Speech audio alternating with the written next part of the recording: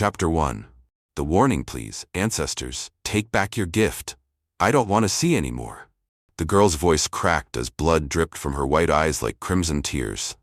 The village elders stepped back in horror, their faces twisted with fear and disgust. It's too late, child. The oldest ancestor's voice echoed through her mind like thunder from a distant storm. You opened the door. Now you must pay the price for every truth you speak. But before we understand how Amara reached this terrible moment, we must go back. Back to the beginning. Back to the village of Akumbe, where every family possessed one gift. Some could heal with herbs, others could predict rain, some could craft tools that never broke. But there was one gift no family wanted, the gift of speaking to the ancestors. Because everyone who had it paid a terrible price. Chapter 2. The Cursed Birth. Amara was born during a solar eclipse. The midwives whispered that it was a bad omen. She was the seventh daughter of a seventh daughter, a combination that made the elders shake their heads with worry. From the moment she entered the world, something was different about her eyes. They seemed to look beyond what others could see, as if she was watching things that existed in another realm. 3 days after Amara's birth, her mother died. No illness. No accident. She simply closed her eyes one evening and never opened them again. The village whispered that it was the first price, the first payment for the gift that was growing inside the child. Amara's grandmother took her in. The old woman's name was Nay, and she carried a secret in her heart, a secret about their bloodline, a secret about the curse that visited their family every 3 or 4 generations. Chapter 3. The Shadows. Amara grew up seeing things others could not see. Shadowy figures moved at the edges of her vision. Translucent forms walked through walls. Voices whispered words she could not understand. She thought everyone saw these things. She thought it was normal. At age 8, during the Yam Festival, Amara saw an old man standing by the Iroko tree. He smiled at her, his face kind and familiar. She ran to her grandmother, excited. Nay, I saw old Papa Kwame by the tree. He says he's proud of the harvest this year. The words had barely left her mouth when her grandmother's hand struck her cheek. The slap echoed across the compound. Nee's eyes were wide with terror. Never speak of them. Never. Do you hear me? Amara touched her burning cheek, tears streaming down her face. She did not understand. Old Papa Kwame had been dead for 10 years. From that day forward, Amara learned to hide what she saw. She learned to look away when the shadows appeared. She learned to ignore the whispers that filled her ears at night. But the ancestors kept appearing, beckoning, calling her name. Chapter 4. The Lonely Girl. The other children avoided Amara. They could not explain why, but something about her made them uncomfortable. There's something wrong with her eyes, they would say. She looks at you like she can see through you. Amara spent her days alone, helping her grandmother with chores, fetching water from the stream, and planting vegetables behind their small hut. At night, she would lie awake, listening to the voices of the dead whispering secrets she did not want to hear. Her grandmother watched her closely, recognizing the signs, the distant stares, the sudden stillness, as if listening to something no one else could hear. Nini knew the gift was growing stronger, and she knew what would happen when it finally awakened completely. Every woman in our line who spoke to ancestors lost something precious, Nay told her one evening. Your great-great-grandmother lost her mind. Your great-aunt lost her firstborn. Your mother lost her life. I hid my gift by choosing silence. But you, child, you have a louder soul. Chapter 5. The Chief's Son. When Amara turned 16, everything changed. The chief's only son, Chidi, fell deathly ill. Healers came from every village, bringing herbs, roots, potions, and prayers. Nothing worked. Chidi's skin turned gray. His breathing became shallow. Death hovered over him like a waiting vulture. The chief stood in the village square, his voice breaking with desperation.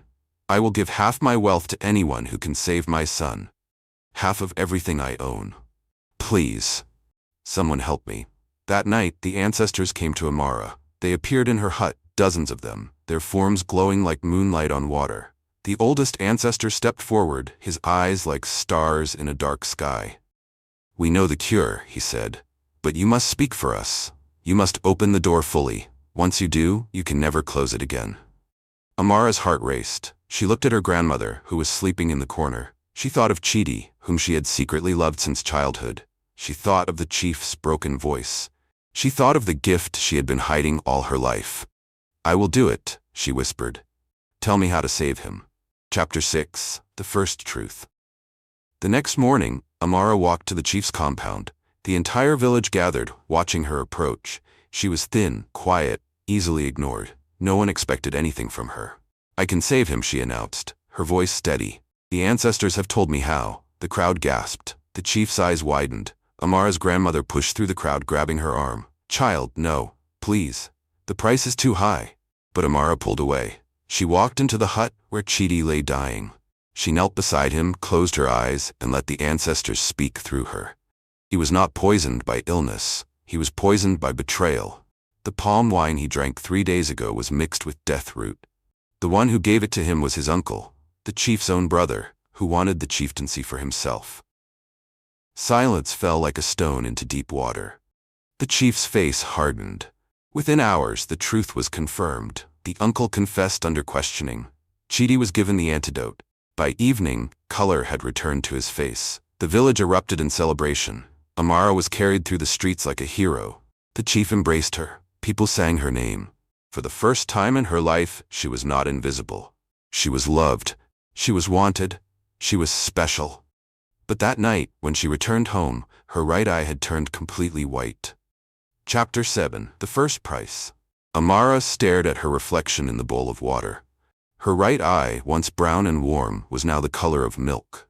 She could still see from it, but what she saw was different. She saw not just the living world, but the world of the dead overlaid upon it. Everywhere she looked, ancestors walked among the living. They moved through the village like mist, watching, listening, waiting, and they never left her sight, not when she closed her eyes, not when she turned away. They were always there. Her grandmother wept quietly in the corner. "It has begun," she whispered, "just like your great-great-grandmother. The gift always takes its payment." But the village did not care about Amara's white eye. They only cared about her gift. Word spread quickly. The girl who speaks to ancestors, the oracle of Akumbe.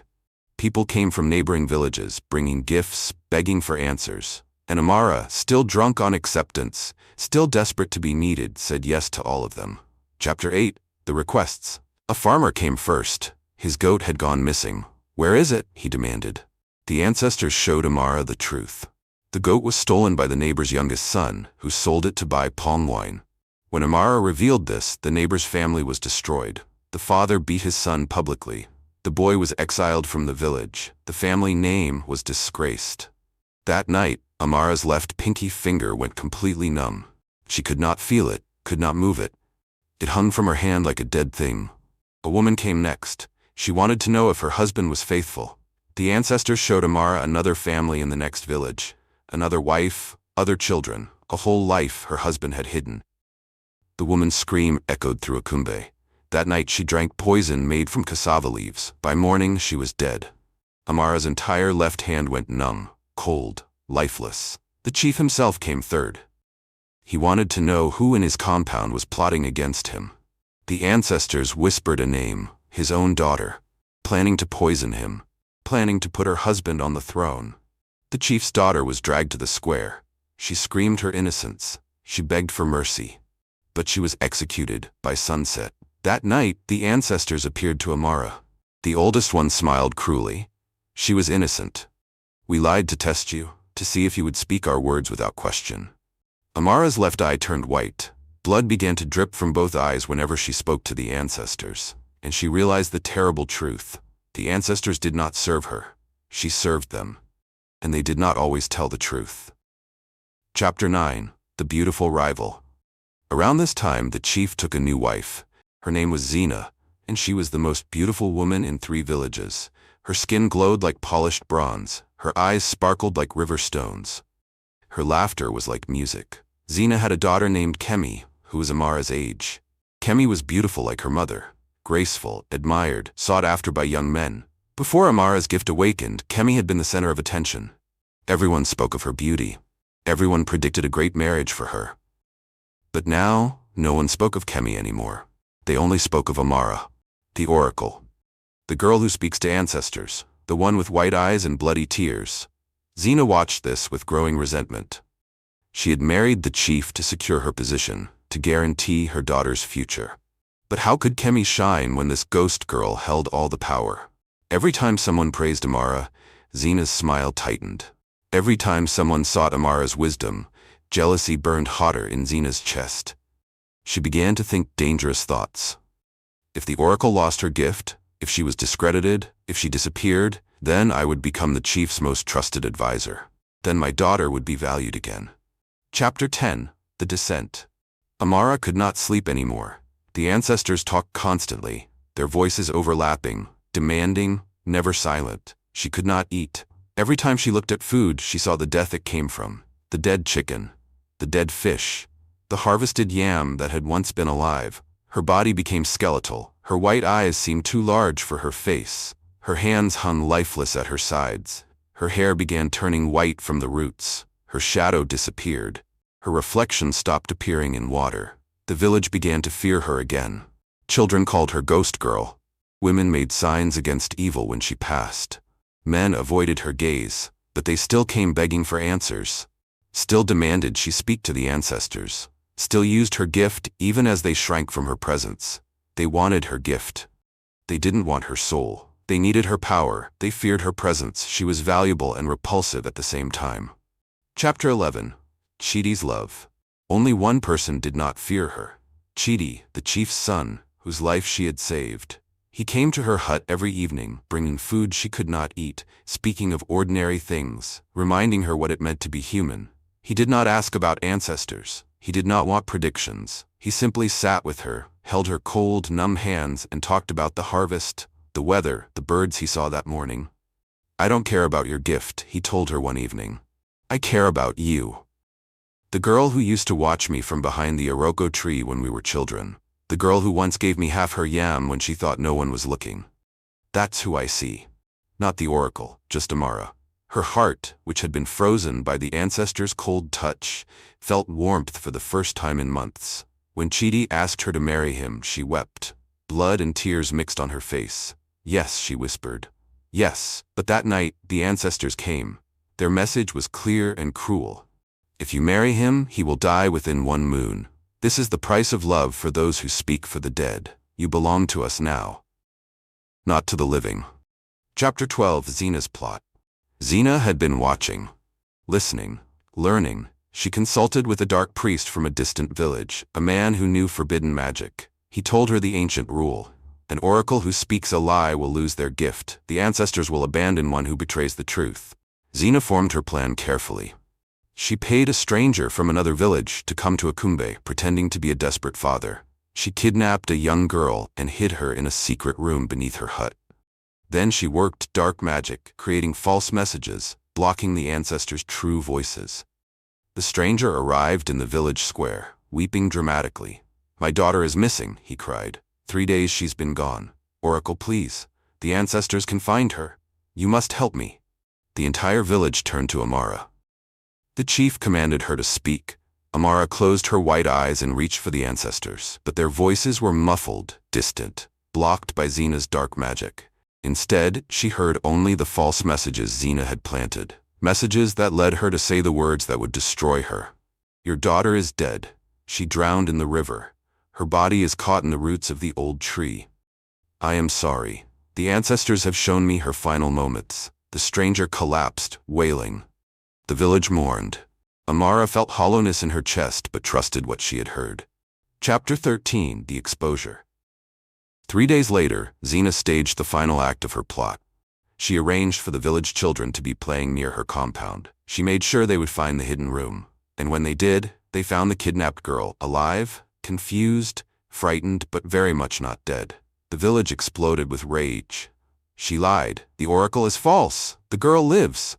The stranger revealed himself, confessing he was paid. The dark magic was discovered, but the damage was done.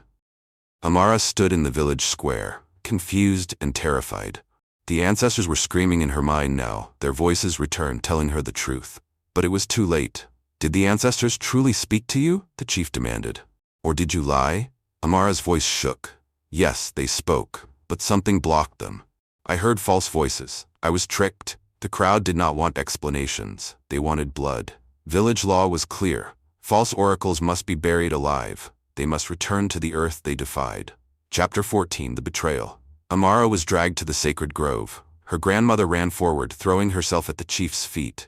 "Please," she cried. "Every oracle in our line faces this test. The ancestors allow betrayal to see if the oracle has served with pure heart. If she has, they will save her. This is tradition." But the crowd was beyond reason. They had used Amara. They had taken her gift. They had watched her deteriorate. And now they wanted to be rid of her. Chidi fought to reach her. Guards held him back. His voice broke as he screamed her name. The sound tore through Amara's heart worse than any physical pain. A deep pit had been dug in the grove, the same pit where false oracles had been buried for generations. Amara was forced to the edge. She looked down into darkness that seemed to have no bottom. "Please," she whispered, not to the villagers, but to the ancestors she had served. "Please don't abandon me now." Rough hands shoved her. She fell. Chapter 15, The Pit. The pit was deep and narrow. Amara landed hard, the breath knocked from her lungs. Above her, the circle of sky seemed impossibly far away. Faces appeared at the edge, looking down at her with judgment, fear, and satisfaction. The first shovel of dirt hit her face. She gasped, tasting earth and roots. More dirt fell. It filled her hair, covered her shoulders, began piling around her waist. "Ancestors," she screamed. "I served you. I paid every price. I lost my eyes, my hands, my reflection, my shadow. I gave you everything. Why have you abandoned me?" Only silence answered. The dirt kept falling. It reached her chest, her neck. She tilted her head back, gasping for air. The circle of sky above grew darker as the pit filled. "I don't want to die," she sobbed. "Please. I just wanted to be loved. I just wanted to matter." The dirt reached her chin. She took one final breath. The earth covered her face. Darkness swallowed her completely. And in that absolute darkness, surrounded by suffocating earth, Amara felt her heartbeat slow. 1 beat, 2 beats, 3. Then light. Chapter 16, The Ancestors' Truth. The light came from within the earth itself. The dirt around Amara began to glow with silver radiance. The pressure lifted. The weight disappeared. She could breathe again. Ancestors appeared in the pit with her. Dozens of them, hundreds, all glowing like stars. They surrounded her, their faces kind, their eyes filled with ancient sorrow. The oldest ancestor stepped forward. His voice was gentle now, not cruel as it had been before. "Child, we never abandoned you." Amara tried to speak, but he continued. "Every price you paid was not punishment. It was preparation. Your white eyes see beyond death, beyond lies, beyond the veil that separates worlds. Your numb hands cannot be tempted by earthly wealth or bribed with earthly treasures. Your blood tears wash away human pride and vanity. Your missing shadow means you walk between worlds. Your lost reflection means you are no longer bound by physical form alone." The ancestors lifted her gently. She rose through the earth as if it were water. She floated up, passing through layers of soil and stone, emerging from the pit like a spirit reborn. The crowd gasped and fell back. Amara stood at the edge of the pit, but she was changed. Her eyes now glowed with silver light. The blood tears had stopped. Her hands bore markings that shimmered like starlight. She had become something between human and spirit, something ancient and powerful and terrifying and beautiful. Chapter 17, The Revelation. When Amara spoke, her voice carried the weight of all the ancestors behind her. It echoed like thunder across the grove. She pointed at Xena. "You used dark magic. You blocked the ancestors' voices. You kidnapped an innocent child. You tried to destroy me because you feared your daughter would be overshadowed." Xena's face went pale. She tried to run, but her feet would not move. "But your crimes go deeper," Amara continued. "The ancestors show me everything now. You poisoned the chief's first wife to take her place. You framed 3 people for crimes they did not commit. You've killed before, and you will kill again if not stopped." Kemi collapsed to her knees, staring at her mother in horror. "Mother, what have you done?" Xena's mouth opened and closed. For the first time she had no clever words, no manipulation, only truth, exposed and undeniable. Chapter 18, The Judgment. The chief stepped forward, his face hard with rage. "Execute her, now." But Amara raised her hand. "The ancestors have already prepared her judgment." She looked at Xena with eyes that held no hatred, only profound sadness. "They offer you one choice. Confess everything. Serve the village for 20 years in chains. Help the people you've harmed. Or face the ancestors' judgment now." Zena's face twisted with pride and defiance. She had spent her whole life climbing, scheming, fighting for position. She could not surrender that pride even now. I bow to no spirits, she spat. I bow to no one. The ancestors' judgment fell like a hammer. Zena's body began to change. Her smooth skin wrinkled. Her black hair turned white. Her straight back bent. She aged decades in seconds. 1 year, 10 years, 20, 50. She became ancient, withered, her body collapsing into extreme age, but she did not die. Her eyes remained aware. Her mind remained sharp. She would live forever in that deteriorated body, unable to die, unable to escape the consequences of her choices. The villagers stepped back in horror. Kemi wept, reaching for her mother but unable to touch the twisted form Zena had become. Chapter 19, The Final Choice. The oldest ancestor appeared beside Amara, visible now to the entire village. His voice rang across the grove. Amara has passed every test. She has paid every price. She has served with a pure heart despite suffering. Now she must make one final choice. The air shimmered. 2 paths appeared before Amara, visible to all. The first path glowed with silver light. She saw herself as Oracle, living between worlds, ageless, powerful, never fully human, never fully spirit. Forever speaking for the ancestors, forever serving the village, forever alone. The second path glowed with warm golden light. She saw herself human again. The gift removed, living a normal life, growing old, having children, dying peacefully. But in this vision, another figure appeared, her grandmother accepting the gift in her place. And beyond that, darkness coming to the village in 3 years. Destruction that only an oracle could prevent. Both paths led to loss. Both required sacrifice. There was no happy choice, only 2 different kinds of pain. Amara's grandmother stepped forward. Take me. She's suffered enough. I can bear the gift. I should have borne it all along. Chidi pushed through the crowd. Choose the human life. Choose me. Choose us. We can be happy. We can have the life we dreamed of. Amara looked at Chidi. Her heart shattered all over again. She loved him. She wanted nothing more than to choose him. To choose life. To choose happiness. But the ancestors had shown her the truth.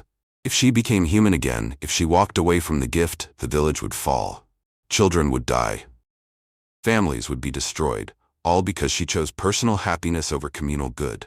Chapter 20, The Sacrifice. Amara turned to Chidi. Tears, no longer blood, ran down her face. I love you. That's why I must let you go. His face crumpled. No, Amara, no, please. She touched his face gently. Her hands were warm now, no longer cold and numb. The ancestors showed me what comes if I leave. I saw the darkness. I saw the destruction. Only an oracle can stop it. And I was chosen for this. Not because I'm special, but because I'm willing to carry this burden. She turned to her grandmother. You've already sacrificed enough. You hid your gift to protect me. You raised me. You warned me. Now rest. Let me finish what our bloodline started. The oldest ancestor nodded. You have chosen wisely. But know this. The gift will continue to take from you. Each year you serve, you will age backward. Your body will become younger while your spirit grows ancient. Eventually, you will become a child with an old soul, then an infant. Then you will join us completely. Amara understood. She was not choosing life. She was choosing a different kind of death, a slow dissolution, a gradual fading. But her choice would save others, and that, she realized, was what made it worthwhile. I accept, she said firmly. Chapter 21, The Transformation Complete. The silver path blazed bright. Power flowed into Amara like lightning. The ancestral markings on her hands spread up her arms. Her silver eyes blazed brighter. Her voice, when she spoke, carried harmonics that made the earth itself vibrate. She turned to face the village. From this day forward, I am your oracle. Not by your choice, but by my own.